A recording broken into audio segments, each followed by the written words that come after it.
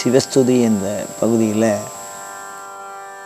மாசில் வீணையும் மாலை மதியமும் வீசு தென்றலும் வீங்கில வேணிலும் மூசு வண்டரை பொய்கையும் போன்றதே ஈசன் எந்தன் இணையடி நீழலே அப்படின்னு ஒரு பாடல். இந்த பாடலை இரண்டு விதமாக நம்ம யோசித்து பார்க்கணும்.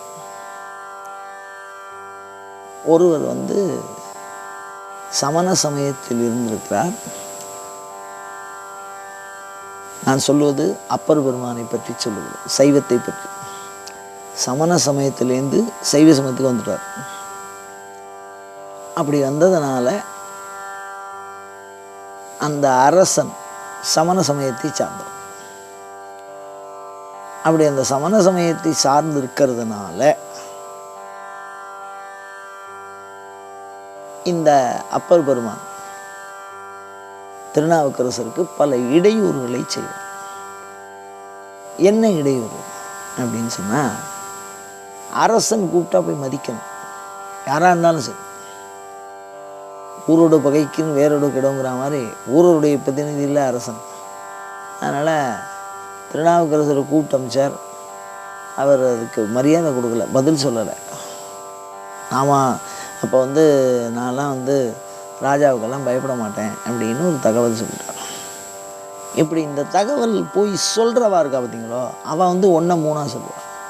அவர் முன்ன மாதிரியெல்லாம் இல்லை, உங்கள்கிட்ட தான் இப்போ இவ்வளோ பெரிய அமைச்சராக இருந்தவர், இப்போ இப்படி மாறிட்டார், இப்போ மதிக்க மாட்டேங்கிறார். அது ஒரு கௌரவ பிரச்சனை அரசனுக்கு.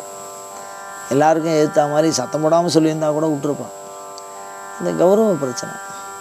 நாங்கள்லாம் கட்டுப்பட மாட்டோம்னு சொன்னோன்னே அந்த அரசனுக்கும் திருநாவுக்கரசருக்கு பல இடையூறுகளை செய்கிறார். அந்த இடையூறுகளில் அருள் என்ன செய்யும் அப்படின்னு ஒரு கேள்வி. அப்படின்னு நம்ம கேட்டோம்னா என்னென்னலாம் பண்ணியிருக்குன்னு இந்த பாட்டு பதில் சொல்லும். என்ன பண்ணுறாங்க, இந்த அப்பர் பெருமானுடைய திருவிளையாடலில் பாருங்கள், சிவபெருமான் எவ்வளவு ஒரு அற்புதமான அனுகிரகம் பண்ணியிருக்காங்க. அந்த காலத்துலலாம் கோயில்கள் கட்டுறதுக்கு, வீடு கட்டுறதுக்கெல்லாம் சுண்ணாம்பு பயன்படுத்தியிருப்பாங்க. இந்த சுண்ணாம்பு சாதாரணமாக ஒரு அளவு வெத்தலைப்பாக்கு போடுறவா கொஞ்சம் கூட போட்டால் கூட நாக்கு வெந்து விடும், அவ்வளோது அவஸ்தைப்படணும். ஆனால் சுண்ணாம்பு காலவாயினே இருக்குது, அது உள்ளுக்குள்ள இந்த அப்பர் பெருமானை உள்ளுக்குள்ளே வைக்கிறார்கள். இது உள்ளே போய் உட்கார் அப்படிங்கிறாங்க. அப்படின்னா என்ன அர்த்தம்? அவரை கொல்றதுக்கு முயற்சி பண்ணுறாங்க. இப்போ இறைவன் ஏன் இதை செய்கிறான் அப்படின்னா, அந்த அருள் சக்தியை வெளிப்படுத்த வேண்டும். அவர் பூர்வ ஜென்மத்தில் வாகீச முனிவராக இருந்தார். வாகீச முனிவராக இருந்த பொழுது கைலாசத்தில் இருந்தார். அப்பர் பெருமான் பூர்வ ஜென்மத்தில் வாகீச முனிவராக இருக்கார், கைலாசத்தில் இருக்கார். அப்படி அவர் கைலாசத்தில் வாகீச முனிவராக இருந்து தரிசனம் பண்ணும்போது தான் ராவணன் தரிசனத்துக்கு வரான். ராவணன் மிகச்சிறந்த சிவபக்தன். அந்த சிவபக்தனாக இருக்கிறதுனால இந்த மலையவே பேக்கிறதுக்கு முயற்சி பண்ணுறான். அதை எடுத்து நம்ம போய் நம்ம இருக்கிற இடத்துல வச்சு சொல்லலாம், அன்பின் காரணமாக.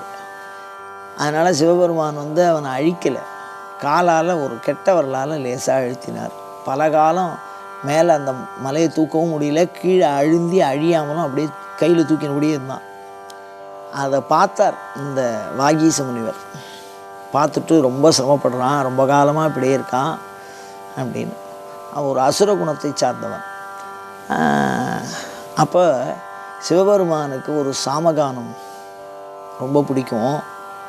அதை சொல்லி நீ பாடு, உனக்கு சிவன் அனுகிரகம் பண்ணுவார்னு ஒரு ரகசியம். ஞானியர்கள் வழியை சொல்லி கொடுப்பார்கள். இறை அருளை பெறுகின்ற வழியை ஞானியாக இருந்து உரைத்தவர் அவர். அவர் தான் பூர்வத்தில் வாகீச முனிவர். அவர் தான் இப்போ அப்பர் பெருமானா நம்மளுடைய தமிழகத்தில் ஒரு பெரிய பாக்கியம் நமக்கெல்லாம். இங்கே இருந்தவர், இங்கே பிறந்தவர், இந்த பூமியில் நடந்தவர்.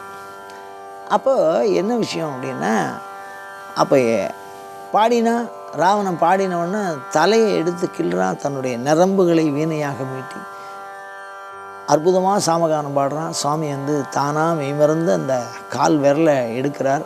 மலை மேலே செல்லுகிறது. ராவணன் வெளியிலே வருகிறான். தன்னுடைய ஆத்மலிங்கத்தையே அவனுக்கு கொடுத்து பூஜை பண்ண சொன்னார். மிகப்பெரிய அனுகிரகம் பண்ணார் ராவணனுக்கு. ஆனால் அசுரனானதுனால வெளியில் வந்தவொடனே ஒரு அசுரனானவன் அழகாக தானாக மாட்டின்னு இருந்தான். உன்னை யார் அவனை போய் ஒத்தாசை பண்ணி அவனை இப்போ வெளியில் இழுத்து விட்டுட்ட, அவன் இப்போ எல்லா தேவர்களையும் தொந்தரவு பண்ண போகிறான்னு எல்லா தேவர்களும் சேர்ந்து வாகீச முனிவர்களை சபித்தார்கள். நல்லதுலேயும் ஒரு கெட்டது இருக்குது, கெட்டதுலேயும் ஒரு நல்லது இருக்குது பாருங்கள். அந்த மாதிரி வாகீச முனிவரை சபித்தார்கள். ஏன்னா ஒரு தீயவனுக்கு வழிவிட்டு விட்டாய், ஒரு தீயவன் சிக்கலில் மாட்டின்னு இருக்கான், அவனை காப்பாற்றாமல் விட்டுருந்தால் அதுக்கப்புறம் தீமை நடக்காது. இப்போ சிவபெருமான்கிட்ட சொல்லிவிட்டு அவனுக்கு நல்லதும் கிடையாது கெட்டதும் கிடையாது, அனுகிரகம் பண்ணிட்டான். இப்போ இருக்கிற தேவர்கள் எல்லாரையும் போட்டு படுத்துறான் அவனை. அது சாபம் அவருக்கு. அதனால் அந்த சபித்ததன் காரணமாக அவர் துன்புற்றார். அந்த சாபம் ஒன்றா சேர்ந்து வந்து தான் சுண்ணாம்பு காலவா மாதிரி. அந்த சுண்ணாம்பு காலவாக்குள்ளே போய் அவரை உட்கார வைக்கிறார். இப்படி உட்காந்து வெளியில் இப்படி கதவை இப்படி சாத்திட்டு திறந்து பார்த்தா எலும்பு கூட தங்காது. வெறும் எலும்பை பார்க்க முடியாது, அவ்வளவு வெம்மை சுண்ணாம்பு காலவை. அது உள்ளே உட்கார்ந்தவர் என்ன பாடுறார் பாருங்க, என்ன ஒரு இறை அருள் சக்தி பாருங்க. மாசில் வீணையும் குற்றமற்ற வீணையின் ஒளி காதுக்கு இனிமை, மாலை மதியமும், மதின சந்திரன், நல்ல பௌர்ணமி நிலவு, இப்படி குளிர்ச்சியாக இருக்கு பாருங்க. அவன் இருக்கிறது சுண்ணாம்பு காலவா, அதில் சந்திரனை விட குளிர்ச்சியாக இருக்குது. ஒரு குற்றமற்ற வீணையின் ஒளி காதுக்கு இனிமேல், வீசு தென்றலும், அப்படி மிக தென்றல் மாதிரி இருந்தது. வீங்கு இளவேணிலும், மூசு வண்டு அறை, மூசு அதாவது மெய் வாய் கண் மூக்கு செவி இவை அனைத்திற்கும் இன்பம் தருகின்ற வகையிலே அந்த சுண்ணாம்பு காலவாய்க்கு உள்ளே நான் இருந்தேன். எப்படி அதுன்னா ஈஸ்வரனுடைய நிழல்னு சொல்கிறார். அதுதான் நமக்கு சரணாகதி. இறைவனுடைய திருவடி நிழல் எப்படி இருக்கும்னா சுண்ணாம்பு காலவா மாதிரி இருக்குது இந்த உடம்பு. இது உள்ள நம்ம ஆத்மாவை வச்சுருக்கார் அவர்.